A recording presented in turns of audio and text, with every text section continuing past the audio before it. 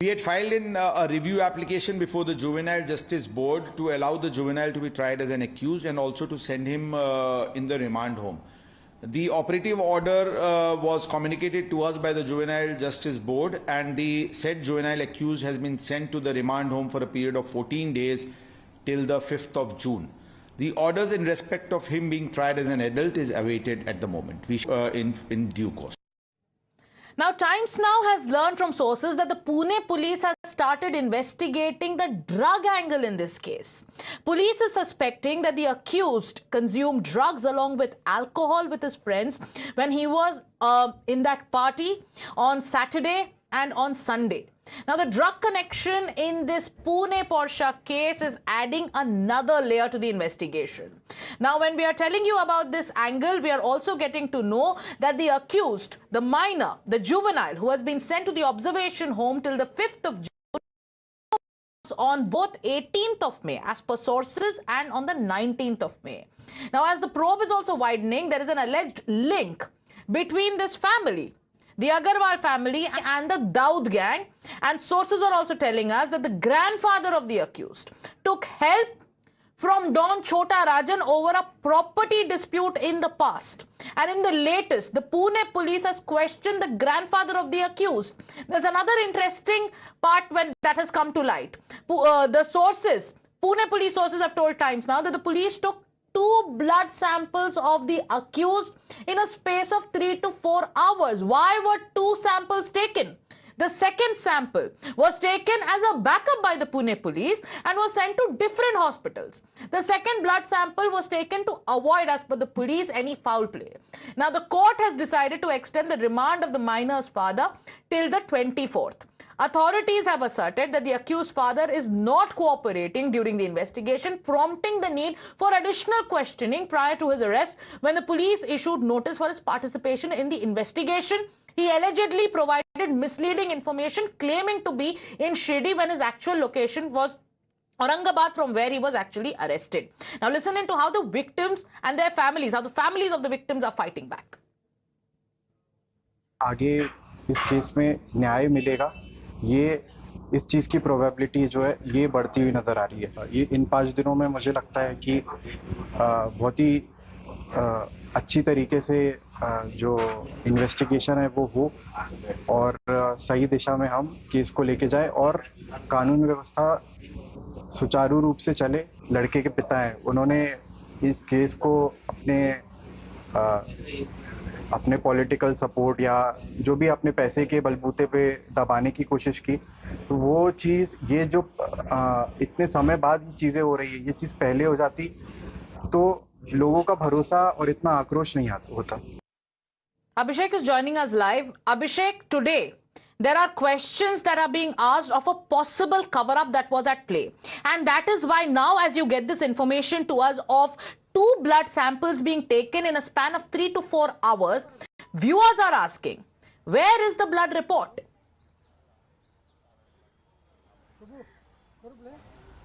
See, definitely, that has raised suspicion. In fact, taking 2 blood sample within the span of few hours, and that definitely raises suspicion on the investigation that was carried out initially by the Pune police. And more importantly, is definitely, as we speak, the blood report are still pending, because that was not even submitted yesterday before the Juvenile Justice Board or either to the district court. So definitely, as we speak, what we believe from the Pune police sources, that a report of both the blood sample are still awaited, and they will be produced before the court as and when they are made available. No, how long does it usually take? How long does it usually take to get the reports of a blood sample? Because you've covered such cases multiple times. In a case where there are deaths involved, and the juvenile here, there is so much focus on this case. The juvenile here was a minor driving a supercar. Blood samples are taken, 2 of them, and you're telling us it's been over 70 hours, and the blood reports are not ready yet. See, definitely, it depends upon the basically around 48 hours is more than enough to the blood sample to be recovered or collected and then submitted. But this what we can sense here is there is quite a bit more delay than that, and why it has been delayed and why there were 2 blood samples.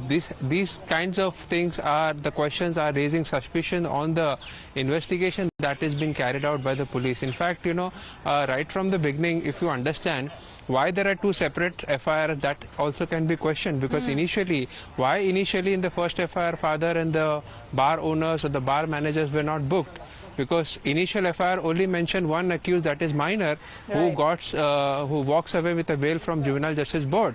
Then after this outrage, public outrage, media coverage, the Pune police was forced to file another FIR wherein they took the cognizance on their own. In fact, the complainant in that FIR itself is an assistant sub-inspector, where the father was made an accused, the owner of the bar, and these all the person who served the liquor. This is how the cover-up is being shown. Yeah, but right? but that second FIR was filed only after, like you mentioned, only after public outcry, only after the Pune police realized that there are going to be a lot of questions, because the entire country came together to question that how can a boy who's 17 years and 8 months old, he kills 2 people in his supercar, and the bail conditions were also ridiculous. But once again, we want to get our focus back on that one point that is still raising. The accident happened on the night of Sunday. Today is a Thursday. Are you telling us that the Pune police has no answers when we question them? Why is it taking so long to give us a blood report, and leave that there were 2 samples taken?